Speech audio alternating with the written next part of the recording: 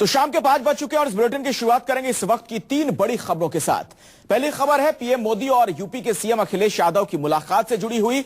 अब से कुछ ही देर में अखिलेश यादव प्रधानमंत्री नरेंद्र मोदी से मुलाकात करने वाले हैं।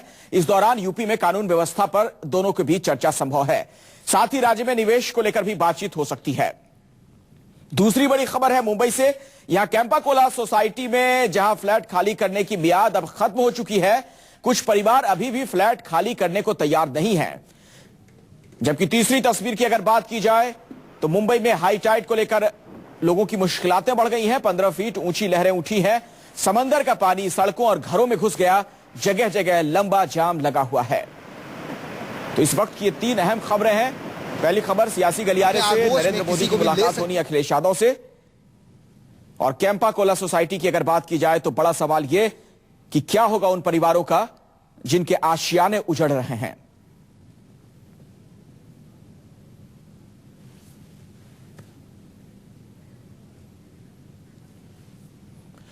दरअसल 25 सालों का इतिहास आज मुंबई में बदल जाएगा। मुंबई में रहने वाले 102 परिवार आज बेघर हो जाएंगे। आप कल्पना भी नहीं कर सकते छत के छिन जाने का मतलब आखिर क्या होता है। काश इस मुल्क में सियासत के देवता भी इस दर्द को समझते। बीएमसी और बिल्डरों की साठगांठ ने लोगों को सड़क पर ला दिया है। लोगों के आंसू आज सैलाब बन गए हैं। वो कह रहे हैं गोली मार दो लेकिन घर नहीं छोड़ेंगे।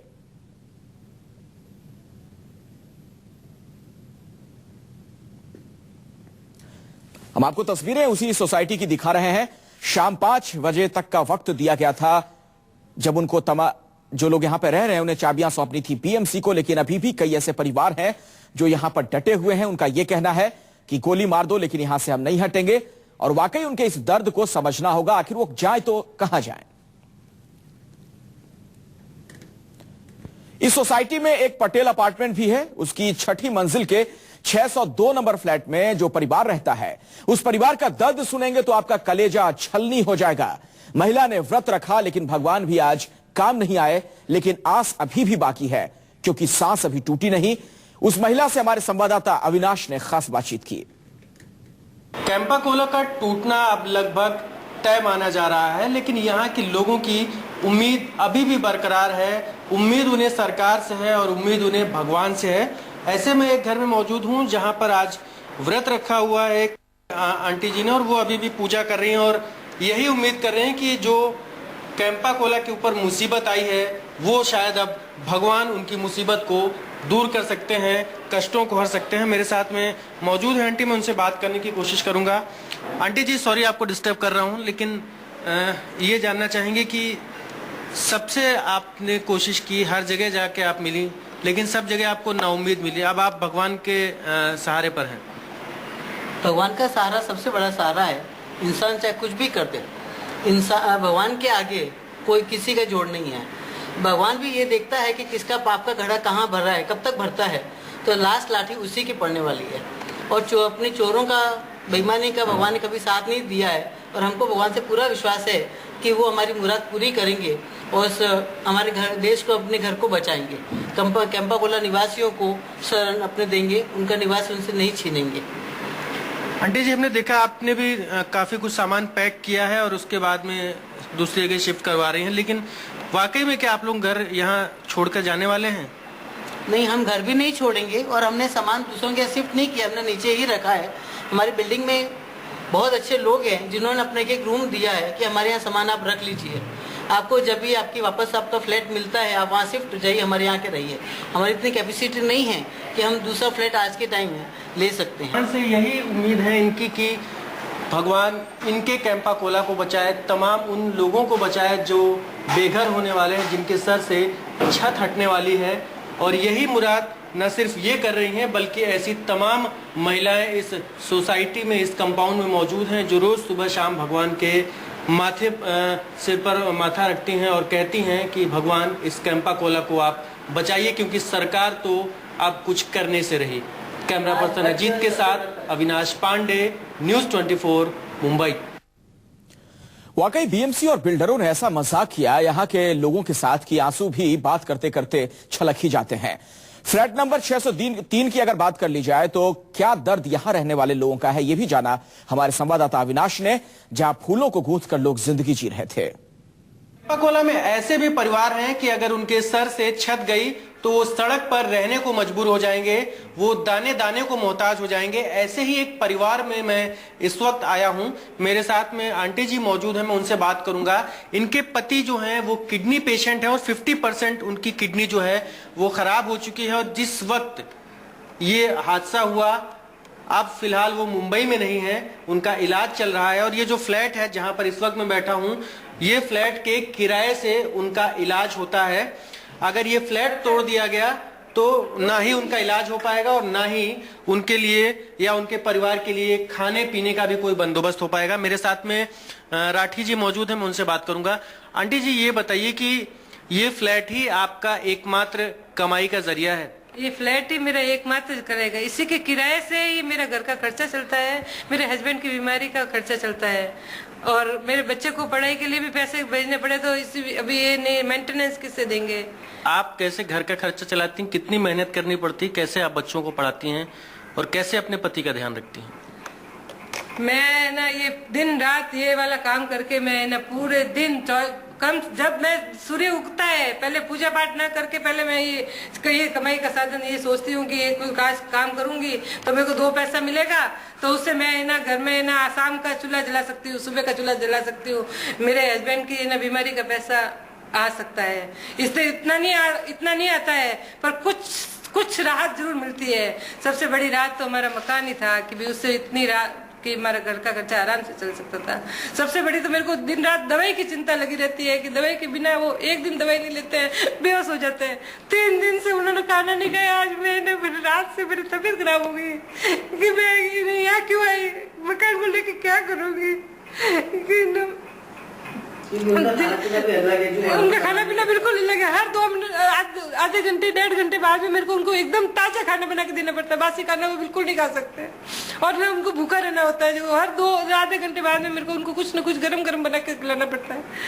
तो कैसे ना क्या करूंगी मैं ना, कुछ किसी से भी बात नहीं बता सकती कि मैं क्या करूंगी, कि कहाँ जाऊंगी। मकान नहीं होएगा तो हमारे पास खर्चा कैसे चलेगा? मेरे को तो यही प्रॉब्लम है कि खर्चा कैसे चलाऊंगी। की उम्मीदें मोदी सरकार से हैं, न चाहते हुए भी पूरी कोशिशों के बावजूद आंखों से आंसू छलक ही आते हैं। अब उम्मीद इन सभी को मोदी सरकार से है कि वो शायद इनका कुछ भला कर पाएंगे। कैमरा पर्सन अजीत के साथ अविनाश पांडे, न्यूज़ 24 मुंबई।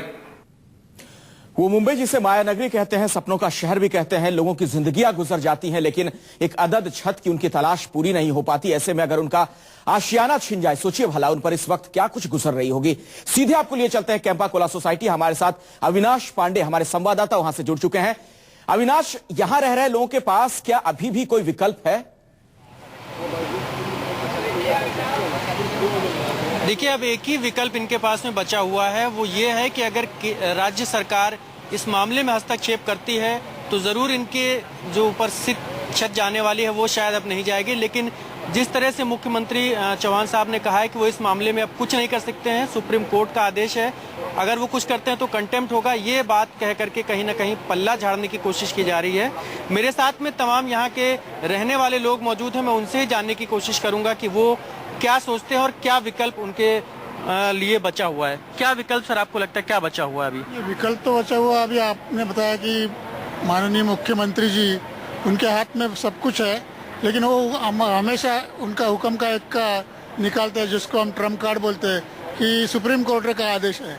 लेकिन सुप्रीम कोर्ट इतनी अच्छी तरह से हमको हमारे साथ बर्ताव किया कि बीच 7 महीने का हमको पीरियड दिया सुप्रीम कोर्ट ने, जिसके कारण बीएमसी, हमारे कोर कमेटी और राज्य सरकार तीनों मिलकर बैठ के कुछ तो भी उसमें से हल निकाले।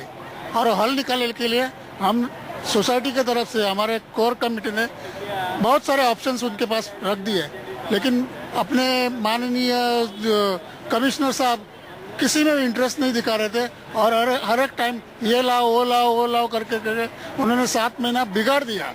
और 7 महीने में उन्होंने कुछ भी एक्शन नहीं लिया या हमारे प्रस्ताव के ऊपर कुछ भी उन्होंने विचार विनिमय किया, उसमें ये भी हुआ कि इवन माननीय मुख्यमंत्री जी ने भी उनको पूछना चाहिए था कि क्या किया आपने, लेकिन अब तक उन्होंने कुछ भी नहीं किया। उसका मतलब क्या है कि उनको करना ही नहीं है, उनके हाथ में। मैं बोल रहा हूँ कि राज्य सरकार में कोई भी नियम है वो सब जो वो राज्य में रहते हैं उसके लिए सब समान होने चाहिए। मुख्यमंत्री जी ने लास्ट टाइम अपने थाना और उल्लासनगर के टाइम पे ये निकाला, अविनाश। ऑर्डिनेंस निकाला, और ऑर्डिनेंस के हिसाब से हमारी बिल्डिंग है तो उसके पहले हुए है। अविनाश, आपके साथ वहां और भी कई लोग हैं, उनसे भी जरा बात कीजिए और ये भी बताइए मुझे, चूंकि शाम 5 बजे का वक्त दिया गया था, जिन लोगों को फ्लैट खाली करने के आदेश दिए गए उन्हें चाबियां सौंपनी थी बीएमसी के अधिकारियों को, क्या बीएमसी के लोग वहां पहुंच चुके हैं?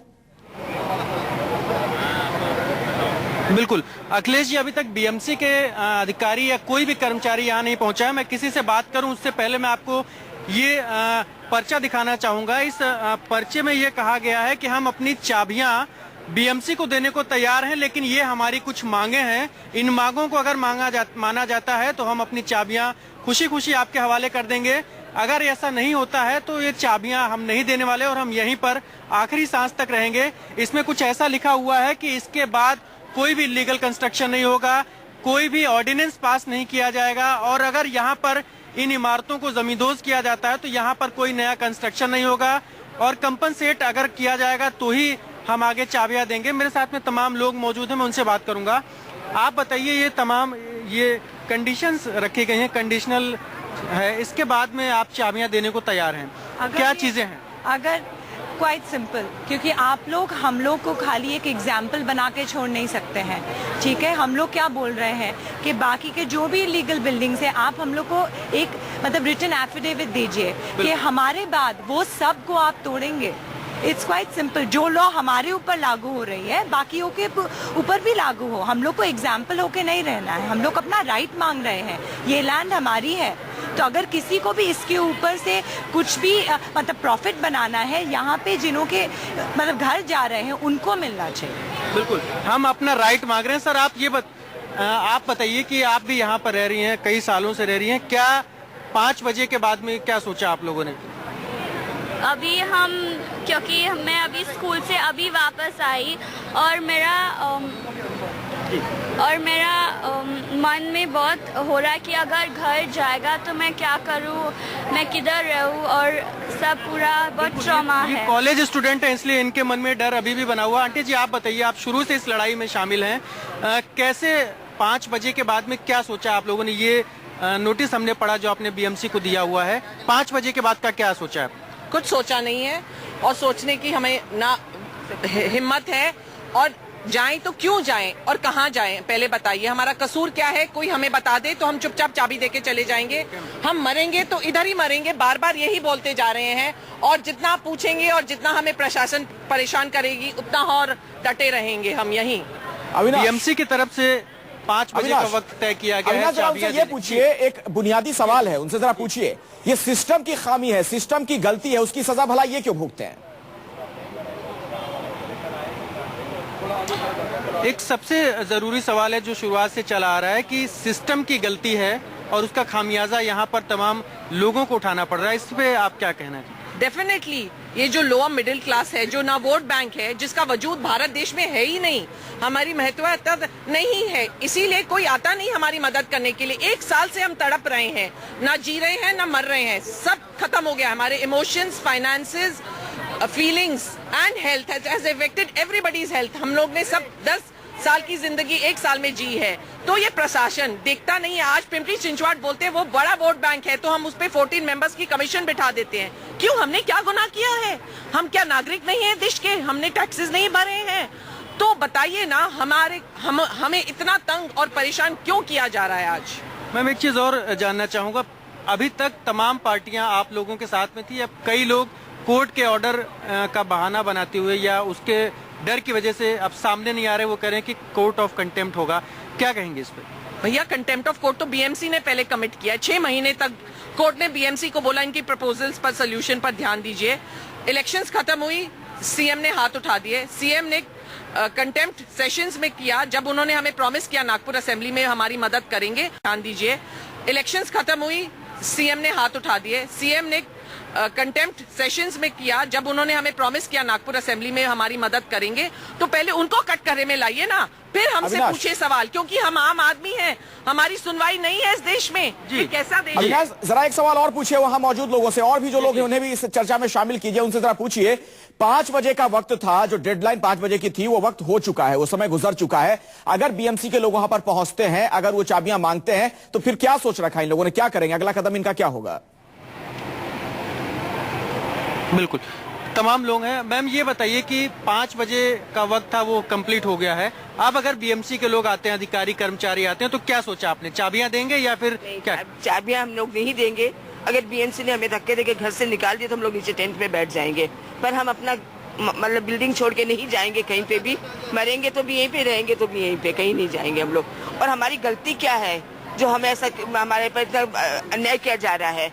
और बॉम्बे में हजारों बिल्डिंग अनलीगल है, तो तोड़ो, एक साथ में सबको तोड़ के दिखाए। एक केम्पा कोला को टारगेट क्यों बनाया गया है? इतने आदर्श है, और भी बहुत सारी बिल्डिंग है, किसी को तोड़ के दिखाए ना। मैम आप बताइए, आपका क्या कहना है कि वैसे बिल्डिंग, मुंबई शहर की बात की जाए तो 50% जो बिल्डिंगें हैं वो अवैध हैं अलग अलग कारणों से। अब 5 बजे के बाद आपने क्या सोचा, क्या करेंगे? हम लोग चाबी नहीं देंगे और हम लोग यहीं पे रहेंगे, जमीन पे नीचे छत घर बना के रहेंगे, झोपड़े बना के। बिल्कुल। चाचा आपसे जानना चाहेंगे कि आपने क्या तय किया है कि 5 बजे के बाद चाबियां हो गया, 500 ओवर हो गया। अब चाबी बिल्कुल नहीं देने वाला किसी हाल में। हमको जीना मरना हमारे ऊपर ही मरेगा, हम किसी हाल में चाबी देने वाला नहीं। ये सब बीएमसी का नाटक है। हाँ, उनको बोलो तुमको क्या करना, पुलिस लाओ, मार के हमको निकालो, ठीक है हमको निकाल दो। हम लोग कोई नहीं हटने वाला है। हमारे डॉक्टर साहब भी है, कितना ज़ईफ है, देखो उनका साथ आज बेचारा अभी नर्सिंग होम में एडमिट है। अभी हम टाइमिंग हो गई है, 5 बज गया, कोई अधिकारी कर्मचारी आपका दिखाई? आज कोई नहीं आएगा लोग, उनको मालूम है सर, टीवी वाला वहाँ पे आएगा, आज कोई नहीं आएगा। आएगा तो काल आएगा, नहीं तो मंडे आएगा, उन लोग आएगा नहीं। बिल्कुल। तो अखिलेश जी, यहाँ पर कुछ भी हो जाए, लोग यहीं पर डटे रहना चाहते हैं, अपनी हर मुमकिन कोशिश करना चाहते हैं कि वो यहाँ से ना जा पाए और उनका जो घर है वो भी सही सलामत बना रहे। तमाम कोशिशें जारी हैं, चाहे 5 बज जाए, 6 बज जाए या कल हो जाए, लोग यहीं पर रहने वाले हैं। जी आप सर बताइए कि आपने और भी। अवनीश, मैं आपके पास आऊंगा, लेकिन दर्शकों को पहले सुनवाते हैं इसी सोसाइटी में रहने वाले कुछ और लोगों का क्या कहना है, सुनिए पहले। There is the CM says that within the ambit of the law, if there is a solution and it can be provided, then he is willing to help us. Yet, even though we have filed a petition a number of times, he has not been able to come up with any steady conclusion as to how to help us. Today, with the time and the deadline being passed, all the citizens and residents of our building are very anxious. They don't know what their next move is going to be and fear the worst. Thinking of this, I feel very sad that many of the Mumbaikars today are not being able to help out in this cause, and the CM should be held responsible. Also, the nexus between the builders and the BMC should be exposed to so that such tragedies never happen again. As you are saying, as the Supreme Court ordered that dance bars in Maharashtra should be open, but CM is saying that there is a ban between goes on and dance bars. So CM is going against the Supreme Court order. And in your case, CM is not going. CM is saying that Supreme Court order is the last order. So what do you want to say on that? गोली मार दो लेकिन घर नहीं छोड़ेंगे, यही कह रहे हैं कैंपा कोला सोसाइटी में रहने वाले वो लोग जिन्हें आज शाम 5 बजे का वक्त दिया गया था कि 5 बजे तक वो घर खाली कर दें। सीधे आपको लिए चलते हैं इसी सोसाइटी से, हमारे साथ अविनाश पांडे हमारे संवाददाता लगातार बने हुए हैं। अविनाश, मैं आपकी रिपोर्ट देख रहा था, कई परिवार तो ऐसे रहते हैं इस सोसाइटी में जिनकी माली स्थिति बहुत खराब है, किसी के घर में कोई बीमार है, किसी के घर में छोटे छोटे बच्चे हैं, महिलाएं हैं, बुजुर्ग हैं, वो आखिर कहां जाएंगे? उन लोगों से जरा बात कीजिए, आपके आसपास जो लोग नजर आ रहे हैं। बिल्कुल अखिलेश जी, मैं आपको एक ऐसे परिवार से रूबरू करवाता हूं जो खाली हस्बैंड वाइफ रहते हैं और इनकी जो माताजी हैं वो 92 साल की हैं और बीमारी की वजह से और घर टूटने की वजह से, उसके डर से उन्होंने अपनी मां को कहीं दूसरी जगह पर रखा है। आप बताइए मैम कि आपकी सासू माँ जो थी वो काफी बीमार थी, कहाँ शिफ्ट किया और क्यों? हमने उन्हें नर्सिंग होम में रखा है क्योंकि ये शौक वो सह नहीं सकती थी। उसकी उम्र भर की जो कमाई थी उसने इस फ्लैट में गंवाई है। अगर इस फ्लैट की वैल्यू 0 हो जाती है तो आदमी को कितना सदमा हो जाएगा। उनकी उम्र तो 92 इयर्स की है। हर दिन मेहनत करके सुबह 10 से रात को 8 बजे तक काम करके उन्होंने ये सब इकट्ठा किया है। और इसके लिए अगर ऐसी हालत में एक तो शौकी है ना, कैसे सह पाएंगी? उनको ये सब दिखाई ना दे, शांति से उनका जीवन बीते, इसीलिए हमने उनको बाहर नर्सिंग होम में रख दिया है। 5 बज चुके हैं, अगर बीएमसी वाले आते हैं तो क्या सोचा आप लोगों ने? हम तो चाबी देने वाले नहीं, इधर ही रहने वाले। अगर जिएंगे तो इधर जिएंगे, मरेंगे तो इधर ही मरेंगे। जो भी बीएमसी को करना है कर सकते हैं। बीएमसी को जो भी करना है कर ले, हम यहीं जिएंगे यहीं मरेंगे। मैम आप बताइए कि आपने क्या सोचा हुआ 5 बजे के बाद का? 5 तो बज गए हैं, अगर बीएमसी अधिकारी आते हैं तो क्या चाबी आप देंगे? चाबी थोड़ी देंगे उनको चाबी कौन देगा? हम लोग उधर, उन्होंने हमें उधर बुलाया चाबी देने के लिए, हम चाबी देने को तैयार नहीं है। क्यों दें? हम लोग को गलती उनकी और हम लोग भुगत रहे हैं। हम नहीं देंगे चाबी, हम लोग इधर ही रहेंगे।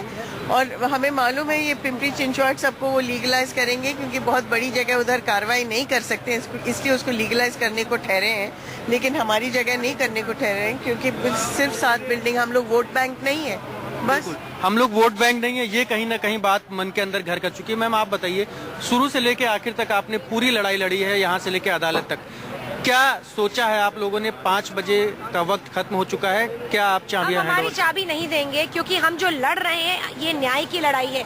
हम जो हमारी खाली ये कैंपा कोला नहीं है, आज हमारे जैसे 56,000 बिल्डिंग्स हैं जो हमारे ऑर्डर के बाद वो उनको भी जाके बीएमसी तोड़ेंगे, क्योंकि ये बिल्डर बीएमसी की नेक्सस है। 5 महीने से जब सुप्रीम कोर्ट कह रही थी कि आप सोल्यूशन निकालिए, तो बीएमसी ने क्यों नहीं निकाला? स्टेट ने इंटरवेंशन क्यों नहीं किया? मतलब 56,000 बिल्डिंग्स को आप सबको बेघर करेंगे क्योंकि मिडिल क्लास एक वोट बैंक नहीं है, तो उनको कुचल डालो। आज हम यहाँ हमारी लाशें के ऊपर से बीएमसी चले जाएंगे, पर हम यहाँ से निकलेंगे नहीं।